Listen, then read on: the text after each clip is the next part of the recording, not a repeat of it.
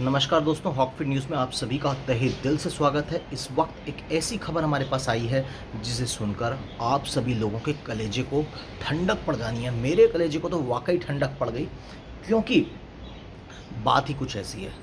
सबसे पहले हमारे चैनल को करें सब्सक्राइब यदि नहीं किया है तो, और बेल आइकन यानी कि घंटी का निशान दबाना ना भूलें, क्योंकि अब जो मैं खबर आपको बताने वाला हूँ उसे सुनकर आपके दिलों की भी घंटियाँ बज जाएंगी।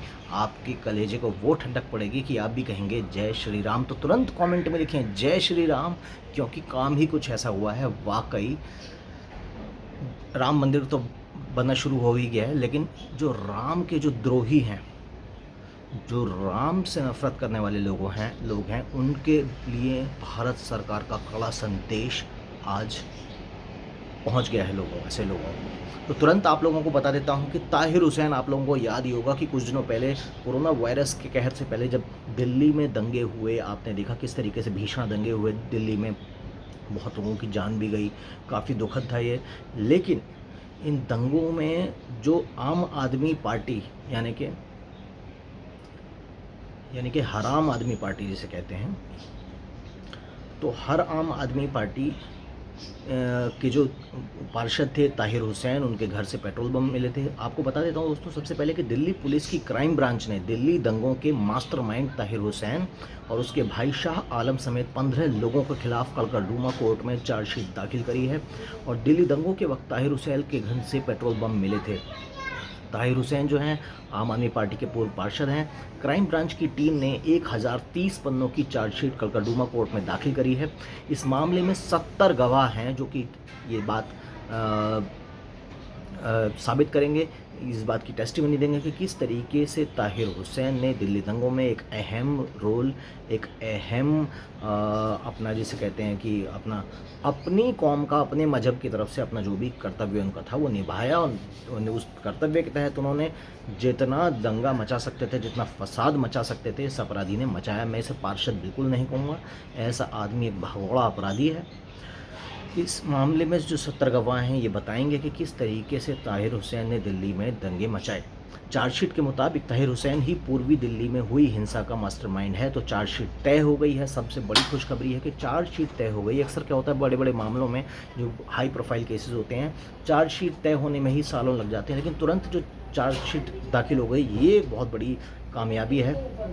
इसके लिए मैं दिल्ली पुलिस को कामयाबी का पात्र मानता हूं और उनको बधाई देता हूं। तो चार्जशीट के मुताबिक ताहिर हुसैन ने ही पूर्वी दिल्ली में हुई हिंसा के मास्टरमाइंड है। उसी ने दंगे शुरू करवाए थे। पूरी दिल्ली में हिंसा भड़काने के लिए ताहिर हुसैन ने फंडिंग करी थी। हिंसा फैलाने में 1 करोड़ 30 लाख से भी ज़्यादा पैसे खर्च करे गए उनकी तरफ से। चार्जशीट में दंगा फैलाने के लिए ताहिर हुसैन के भाई शाह आलम को भी आरोपी बनाया है।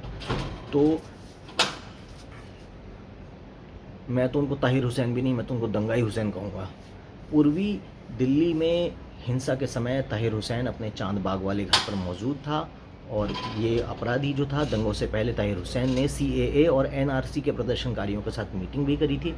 उसके बाद इन्होंने ये प्लान किया गया कि जब अमेरिका के राष्ट्रपति दिल्ली आएंगे डोनाल्ड ट्रंप, तब उसी वक्त दिल्ली में हंगामा किया जाएगा, ताकि इंटरनेशनल प्रेस कवरेज मिल सके, दुनिया में दिखाया जा सके कि किस तरीके से भारत में तथाकथित रूप से मुसलमानों पर अत्याचार हो रहा है, जबकि ऐसा कुछ नहीं है। आज आप इस बात को भली भांति जानते हैं कि आज भी इस देश के कई इलाकों में यदि कोई मुसलमान व्यक्ति किसी हिंदू के प्रति कोई अपराध करता है तो उसकी FIR भी आसानी से दर्ज नहीं होती, क्योंकि ये लोग 200-250 लोग पुलिस थाने पर आकर दबाव डालते हैं और पुलिसकर्मियों को भी परेशान करते हैं।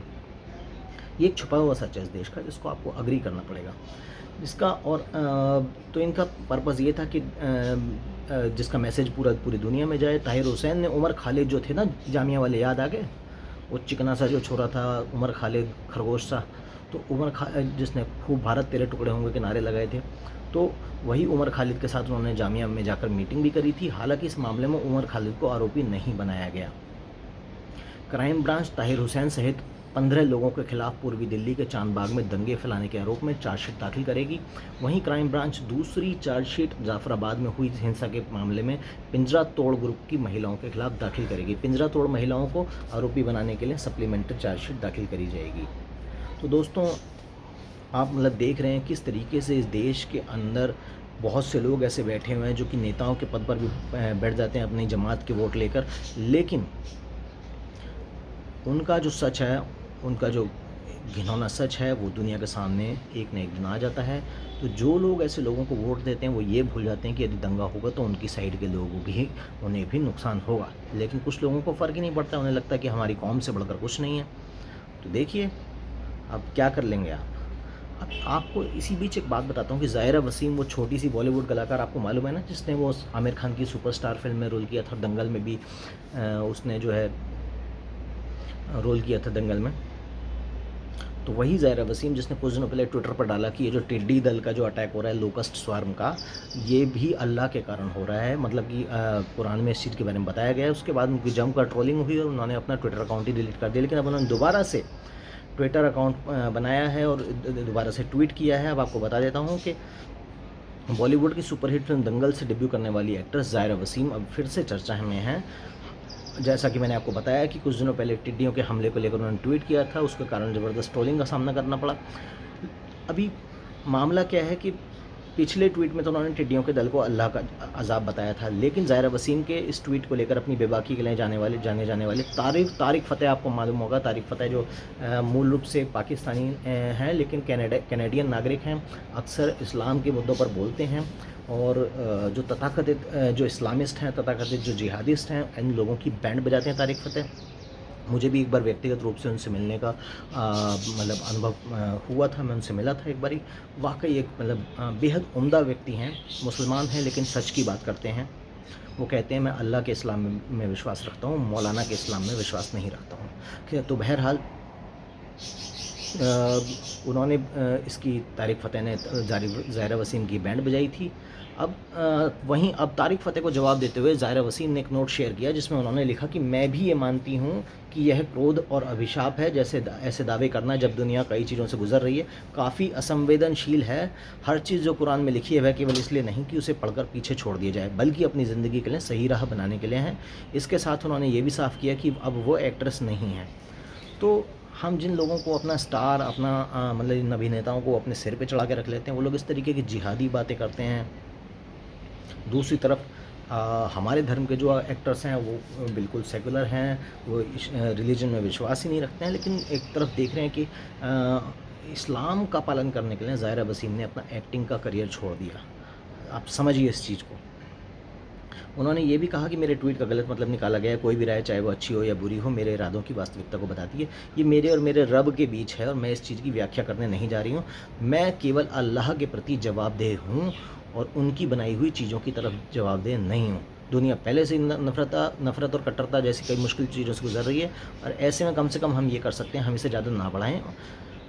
तो मतलब एक बात बताइए, आप एक तरफ कहते हैं दुनिया कोरोना वायरस के दौर से गुजर रही है, लाखों मौतें हो चुकी हैं, कई लाख लोग कोरोना वायरस के शिकार हो चुके हैं, दुनिया में अरबों खरबों डॉलर्स का नुकसान हो चुका है, कई करोड़, मतलब एक दो नहीं कई करोड़ लोग इस दुनिया में अपनी नौकरी खो चुके हैं। लोगों की स्वतंत्रता जो है, जो कभी पहले घूमते थे खुलेआम, वो सब उन सब स्वतंत्रता पर एक तरीके का एक शिकंजा कस चुका है आज कोरोना वायरस का। ऐसे तनाव और अवसाद और दुख के दौर में जब पूरी दुनिया एक भयंकर महामारी के दौर से गुजर रही है, आप उसमें ये कहते हैं कि ये टिड्डी दल जो है, ये भी कुरान में लिखा हुआ है कि ये आकर अटैक करेगा। आपको अकल है या नहीं? सबसे पहले तो दंगा भड़काने वाली बातें और जो समाज के अंदर नफ़रत फैलाने वाली बातें ज़ाहिरा वसीम जी आप खुद करती हैं, और उसके बाद आप ये ज्ञान बांट रही हैं कि दुनिया में वैसे ही बहुत इस समय दुख चल रहा है, हमें नफ़रत फैलाने की बातें नहीं करनी चाहिए। कौन कर रहा है नफ़रत फैलाने की बातें? नहीं, कौन कर रहा है नफ़रत फैलाने की बातें सिवाय ज़ाहिरा वसीम के अलावा? किसने ऐसा ट्वीट किया? बॉलीवुड का एक एक्टर मुझे बता दो।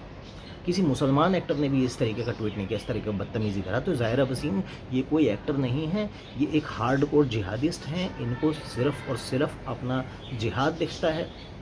ये उन्हीं कश्मीरी पत्थरबाजों की तरह हैं जो 500 रुपये के लिए भारत के सुरक्षा बलों पर पत्थर बरसाते हैं। तो ये भी जिसे कहते हैं कि एक इंटेलेक्चुअल रूप से अपने बुद्धिजीवी वाले टाइप के जो लोग होते हैं ना, कि अपनी बुद्धि का इस्तेमाल करके बुद्धि का पत्थर लोगों पर मार रहे हैं। आप ये जताना चाह रहे हैं कि इस्लाम से बढ़कर कोई धर्म नहीं? आपका पंथ, आपका मत, आपका रिलीजन आपके लिए सबसे बढ़िया होगा, ज़रूर होगा, उससे हमें कोई शिकायत नहीं। लेकिन हमारा हिंदू धर्म जिंदाबाद था, जिंदाबाद है और ज़िंदाबाद रहेगा, यही मैं कहना चाहता हूं। दोस्तों, अगर आप भी मेरी बात से एग्री करते हैं तो इस वीडियो को ज़्यादा से ज़्यादा शेयर करें, हमारे चैनल को सब्सक्राइब करें, बेल आइकन दबाना बिल्कुल ना भूलें और हमारे साथ इस मुहिम में, देशभक्ति की इस मुहिम में हमारे साथ जुड़े रहें और देश को आगे बढ़ाने में अपना योगदान देते रहें। अनावश्यक रूप से रोड पर ना घूमें, स्टे होम, स्टे सेफ। अब लॉकडाउन हट गया है, यदि कोई आवश्यक, बेहद आवश्यक काम हो तो तभी घर से बाहर निकलें, मास्क पहनकर बाहर निकलें और भारत सरकार के द्वारा बनाए गए कानूनों का पालन करें। और सबसे बड़ी बात कि अपने और अपने परिवार की सुरक्षा इस समय आपके ही हाथ में है। आपको कोरोना से बचाने के लिए मोदी जी पीछे पीछे भाग कर नहीं आएंगे, आपको स्वयं अपना ध्यान रखना होगा। तो अपना ध्यान रखिए, अपने परिवार का ध्यान रखिए। अभी के लिए बस इतना ही। अगली खबर लेकर फिर आप तक जल्दी पहुंचूंगा। जय हिंद, जय भारत, नमस्कार।